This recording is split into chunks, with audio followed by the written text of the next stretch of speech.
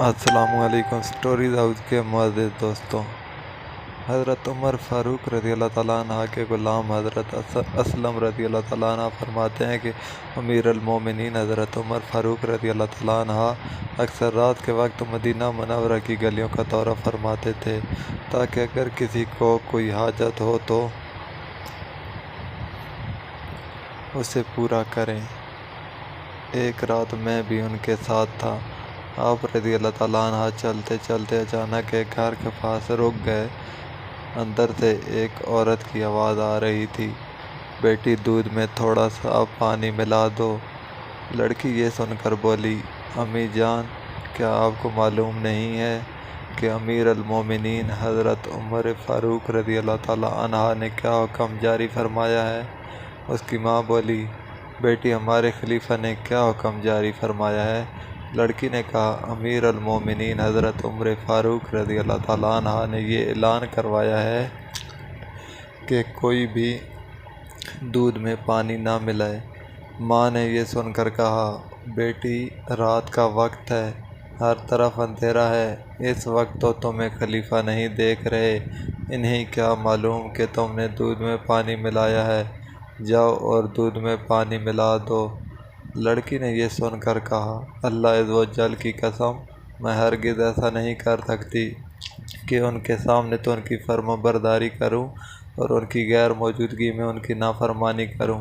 اس وقت اگرچہ مجھے امیر المومنین حضرت عمر فاروق رضی اللہ تعالیٰ عنہ نہیں دیکھ رہے، لیکن میرا رب عز و جل تو مجھے دیکھ رہا ہے، میں ہرگز دودھ میں پانی نہیں ملاؤں گی۔ امیر المومنین حضرت عمر فاروق رضی اللہ تعالیٰ عنہ نے ماں بیٹی کے درمیان ہونے والی تمام گفتگو سن لی تھی۔ آپ رضی اللہ تعالیٰ عنہ نے مجھ سے فرمایا، اے اسلم رضی اللہ تعالیٰ عنہ، اس گھر کو اچھی طرح پہچان لو۔ پھر آپ رضی اللہ تعالیٰ عنہ رات بھر اسی طرح گلیوں میں دورہ کرتے رہے۔ جب صبح ہوئی تو مجھے اپنے پاس بلایا اور فرمایا، اے اسلم، اس کے گھر کی طرف جاؤ اور معلوم کرو کہ یہاں کون کون رہتا ہے، اور یہ بھی معلوم کرو کہ وہ لڑکی شادی شدہ ہے یا کنواری۔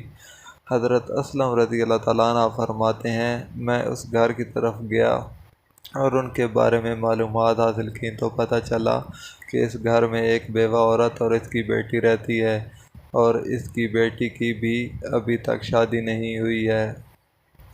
معلومات حاصل کرنے کے بعد میں حضرت عمر فاروق رضی اللہ تعالیٰ عنہ کے پاس آیا اور انہیں ساری تفصیل بتائی۔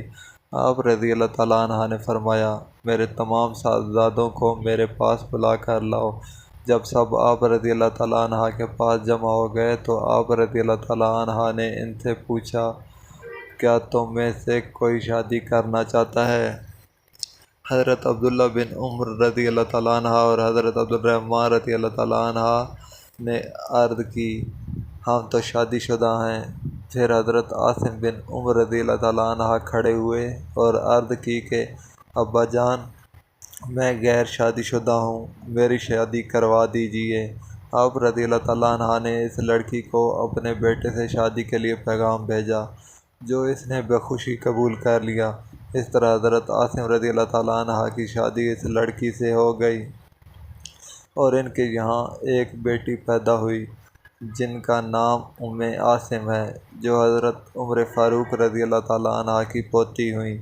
سن 61 ہجری مدینہ منورہ میں عبدالعزیز بن مروان بن حکم سے ام عاصم کا نکاح ہوا اور ان کے گھر ایک جلیل القدر عظیم المرتبہ بچے کی پیدائش ہوئی، جنہیں دنیا حضرت عمر بن عبدالعزیز بن مروان کے نام سے جانتی ہے۔ دوستوں، ویڈیو اچھی لگی ہو تو لائک کر دیں اور شیئر بھی کر دیں، چینل کو سبسکرائب کر دیں۔ Thank you.